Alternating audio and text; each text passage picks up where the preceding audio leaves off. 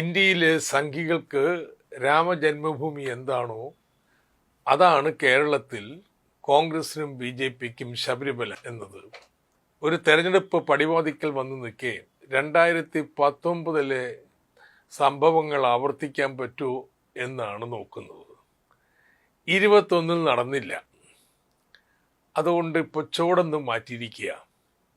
ശബരിമലയിലെ സർക്കാരിൻ്റെ കെടുകാര്യസ്ഥത, ഹിന്ദുക്കളോടുള്ള അവഗണന എന്നെല്ലാം പറഞ്ഞ് കൊണ്ടുപിടിച്ച പ്രചരണം രാജ്യമെമ്പാടും നടത്തിക്കൊണ്ടിരിക്കുകയാണ്.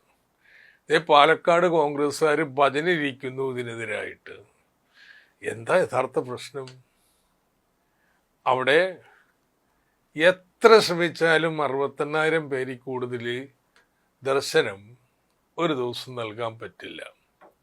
അതിനേക്കാൾ വളരെയേറെ ഭക്തർ വരുന്നു. അതിൻ്റെ പ്രശ്നങ്ങളുണ്ട്, അത് മാനേജ് ചെയ്യണം. ഇതിനപ്പുറം എന്താ സംഭവിച്ചിട്ടുള്ളത്? എന്തൊക്കെ നുണയെ പറയണത്. 650 പോലീസുകാരെ ഉള്ളു പോലും.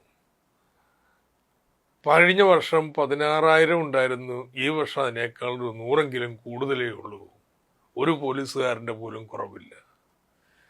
വേറെ ചിലര് ബസ്സിൽ തിക്കിത്തിരക്കി കയറുന്ന സ്വാമിമാരുടെ ചിത്രം കൊടുക്കുന്നു. മറുവശത്തോ ഹജ്ജിന് പോകുന്നവരുടെ ചിത്രം, പ്ലെയിനിലിരിക്കുന്ന ചിത്രം എടുത്തിട്ടിരിക്കുന്നു.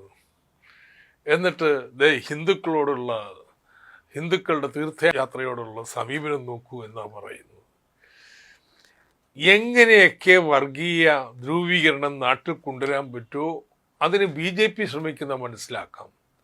എന്നാൽ കോൺഗ്രസും ചേരുന്നതിനെന്ത്? കോൺഗ്രസ് എന്താ ലോക്സഭയിൽ പറഞ്ഞത്? അവിടെ ബഹളം കൂട്ടിയത് കേന്ദ്രം ഇടപെടണമെന്ന് പറയാനാ. ശബരിമലയുടെ പേരില്ലേ ദുരന്ത നിവാരണ നിയമം ഉപയോഗിച്ച് കേന്ദ്ര സർക്കാർ ഇടപെടണം എന്നാവശ്യപ്പെടുന്നതിലേക്ക് കോൺഗ്രസ് അധപ്പതിച്ചിരിക്കുകയാണ്. ഇതൊന്നും വരാൻ പോണ തെരഞ്ഞെടുപ്പിൽ ഇവരെ സഹായിക്കാൻ പോകുന്നില്ല.